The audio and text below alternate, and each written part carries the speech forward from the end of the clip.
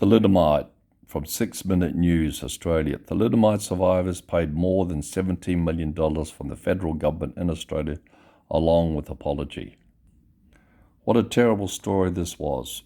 A simple sedative medication given to mothers in the late 50s and 60s to help with sleeping caused serious defects of the arms and legs. Here is one of the victims. She's an advocate. Look, the deformities of the hands. They often had shortened upper limbs or lower limbs.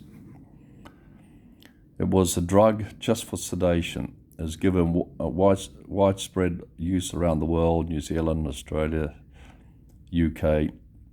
There's a courageous doctor, McBride, in Sydney, who first reported a simple letter to the Lancet journal in 1961, a simple case report that he had noticed the number of cases coming through his clinic in Sydney.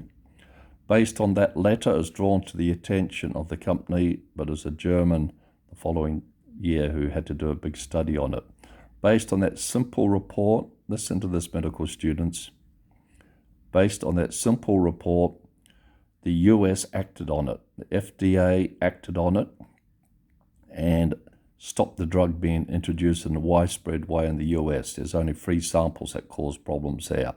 And the woman and the lady doctor who stopped it there, she got the Medal of Freedom from President Kennedy. So a simple observation in medicine and sending it to the attention of a major journal, a simple case report, was able to avert disasters. You don't have to do big studies. Just a simple observation can be enough. Now these poor victims are now being compensated, $17.4 million over 95 survivors, with a national apology. And correction, there's 195 victims of this drug in Australia, and this is telling. It states that 20% of Australia's thalidomide survivors might not have been affected if the government had acted more quickly. Correction, 135 survivors.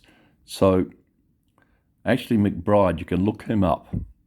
He went on and found defects with other drugs used for pregnant women, and there's some question about whether his research findings were correct, and he was deregistered and suffered a national disgrace.